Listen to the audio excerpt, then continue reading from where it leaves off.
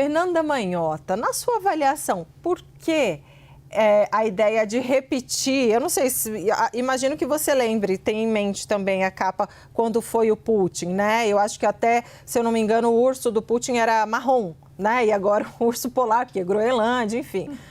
Capa excepcional.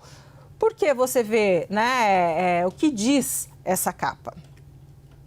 Pois é, Débora, um prato cheio aqui para nossa análise semiótica, né, para dizer o mínimo.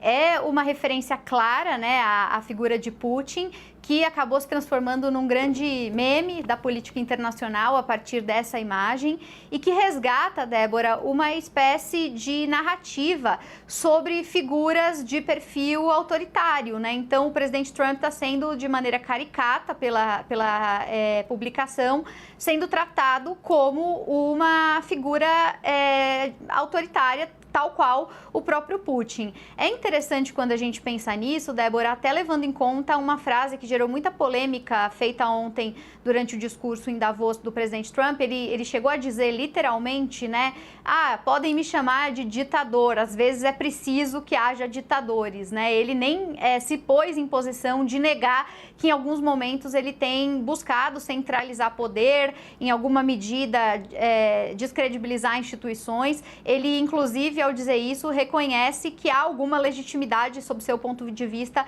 desse tipo de situação. A imagem, tanto anterior de Putin quanto essa agora, né, com o presidente Trump, gira em torno de um conjunto de valores que parecem ser comuns a essas duas lideranças. São duas lideranças, em primeiro lugar, muito personalistas, muito populistas, né, que trazem sempre a narrativa e a construção do discurso para sua própria figura de protagonismo individual. O presidente Trump, agora mesmo nesse trecho que a gente acompanhou, falava sobre como ele realizou a ação de encerrar guerras, como o conselho dele é o conselho que vai ser mais eficiente, como quando ele age, as decisões são mais ágeis, quando ele negocia, as negociações são mais bem-sucedidas. Então, sempre há o retorno ao self, né? A ideia do eu. Isso é comum também no caso do presidente Putin. Então, a gente está falando de duas figuras que apelam a essa ideia do eu, do protagonismo individual, desse personalismo. Existe uma ideia implícita de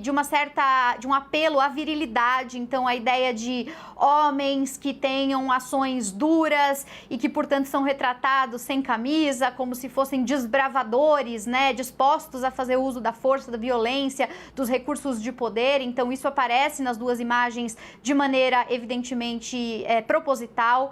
Existe, claro, uma tentativa de tratá-los como figuras que estão dispostas a encarar o imprevisível, né, a tratar o imprevisível como um ato de coragem. Então, a ideia de que eles domam um animal selvagem como o urso e fazem deles um animal que pode ser, de alguma forma, dirigido, tem implícita essa ideia de que eles se veem como figuras destemidas e, de alguma maneira, né, se a gente pega pelo lado da crítica, dá para entender também que estamos falando de personagens cuja ação é uma ação que prescinde das regras do jogo. Quer dizer, tudo que a gente poderia imaginar como sendo aceitável ou praticável no mundo gerenciado e organizado por instituições e por regras não valem para essas duas figuras nos termos em que elas são retratadas. Então, é uma crítica, uma capa muito crítica da revista The Economist, chamando basicamente o presidente Trump de figura autoritária, autorreferente, personalíssima,